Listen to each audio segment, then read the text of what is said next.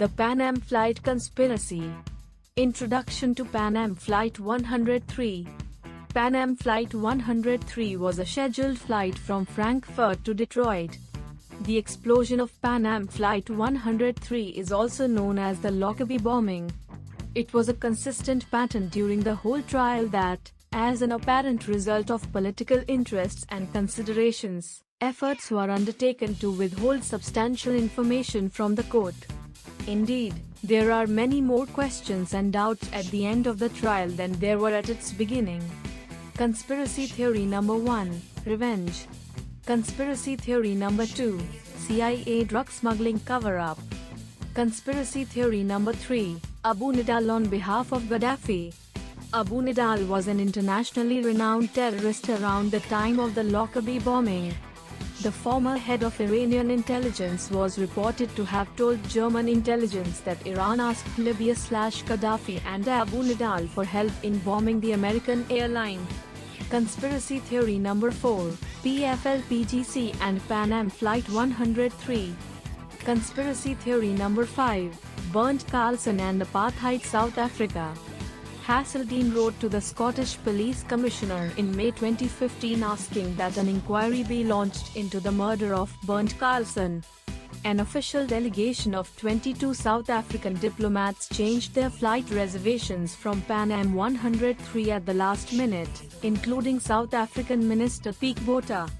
Conclusion to the Pan Am Flight 103 explosion. Lockerbie bombing documentaries. Lockerbie bombing. Lockerbie, the Pan Am bomber. Lockerbie, case closed. The Lockerbie bombing documentary. Inside story: who was really behind the Lockerbie bombing?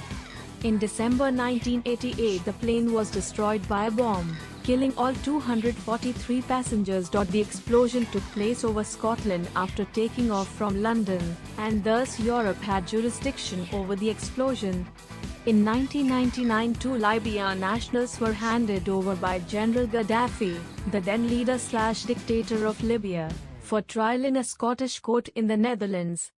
The bomb was said to have been made out of Semtex plastic. Abdelbaset Ali Mohammed Al-Megrahi was jailed for life in connection with the bombing, released by the Scottish government in 2009 on compassionate grounds due to a diagnosis of prostate cancer. There was a significant lack of protest in the wake of his release, suggesting that many of the family of the victims do not believe him to be behind the bombing.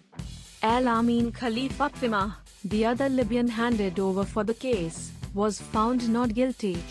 Gaddafi accepted responsibility for the bombings in 2003. The CIA and the FBI worked with intelligence officers in Europe when processing the case. Over 15,000 people were questioned in over 30 countries.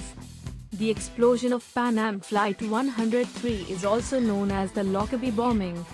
It is almost certain that the Libyan convicted had little to do with the Lockerbie bombing and that the real players are unknown. Just about only thing that remains uncontested is that a bomb went off in a suitcase and killed 243 passengers and 16 crew members. On the basis of the above observations and evaluation, the undersigned has, to his great dismay, reached the conclusion that the trial, seen in its entirety, was not fair and was not conducted in an objective manner. Indeed, there are many more questions and doubts at the end of the trial than there were at its beginning. Conspiracy Theory Number 1. Revenge. One theory contends that it was an act of revenge stemming from Iran. Over 290 passengers were killed when US forces shot down an Iran Airbus over the Strait of Hormuz, including over 66 children. This was less than 6 months before Pan Am Flight 103.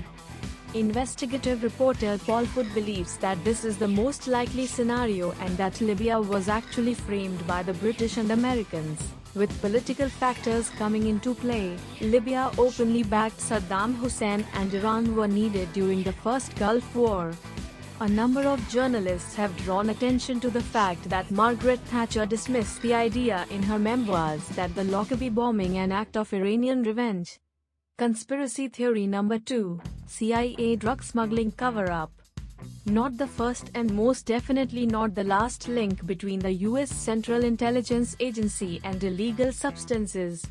This theory is backed up through Lester Coleman, a former member of the US Drug Enforcement Agency. Allegedly, there was a route of drug smuggling between the US and Europe through Syrian drug dealers, who were allowed to keep the ring going in return for CIA intelligence. The agency managed to ensure that the suitcases were not checked so the regime could continue. However, the scheme backfired when a bomb was put into the suitcase instead of the narcotics.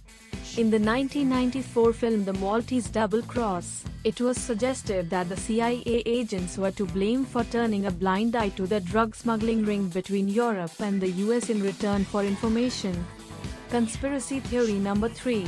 Abu Nidal on behalf of Gaddafi. Abu Nidal was an internationally renowned terrorist around the time of the Lockerbie bombing. US bombings in 1986 killed large numbers of Libyan civilians, and Gaddafi's response was to engage the services of Abu Nidal. Nidal moved his organization to Libya in 1987. It is also contended that Abu Nidal warned US intelligence that a flight en route to Detroit would be blown up. Abu Nidal allegedly confessed to the bombing on his deathbed. The former head of Iranian intelligence was reported to have told German intelligence that Iran asked Libya/Gaddafi and Abu Nidal for help in bombing the American airline. Conspiracy theory number 4. PFLPGC and Pan Am Flight 103. In the aftermath of the bombing, the prime suspects in the Lockerbie bombing were the Popular Front for the Liberation of Palestine, General Command. These were a warlike revolutionary group led by a former Syrian military officer. Muhammad Abu Talab was the head of the Swedish cell of the PFLPGC and was one of a number of suspects before the focus shifted to al-Maghlahi. Allegedly, Pre-Sat relayed information that there would be a bomb planted on a Pan Am flight in October 1988, around 6 months before the actual crash. German intelligence raided the PFLPGC acting on this information but did not progress further with regard to the bombing. Conspiracy theory number 5. Bernd Carlson and Apartheid South Africa. A more recent theory emerged from Wikispooks editor and former British diplomat Patrick Hasseldine, suggesting that the Lockerbie bombing was a clandestine assassination attempt on Bernd Carlson. Carlson was the highest-ranked official on the plane and was the chief administration officer of the United Nations Council for Namibia. Hasseldine wrote to the Scottish Police Commissioner in May 2015 asking that an inquiry be launched into the murder of Bernd Carlson. He was en route to New York in order to attend the signing ceremony of Namibian independence from South Africa, who were in violation of United Nations resolution with an illegal occupation of Libya. When the Tripartite Accords were signed by the South African Foreign Minister instead of the deceased Bernd Carlson, control of Namibia was given to South African attorney Louis Pienaar. An official delegation of 22 South African diplomats changed their flight reservations from Pan Am 103 at the last minute, including South African Minister Piet Botha. It is certain at this stage that the official story of a lone Libyan civilian conducting the bombing is false. He did not bring down Pan Am Flight 103 alone. However, no one is any the wiser to what actually happened. There are simply too many conflicting theories, too many intelligence agencies, too many countries involved and too many variables to construct a credible theory as to what went on. Even the theories listed above tend to blend and mix together with different variants. It gets more complex the more that it is investigated with all the different information from the intelligence agencies and reports from investigative journalists. Most probable is theory number 1 as proposed by Paul Foot. US officials shot down an Iranian plane and the Iranians retaliated. And most unlikely is theory 5, whatever the links made and evidence proposed by Patrick Hasseldine.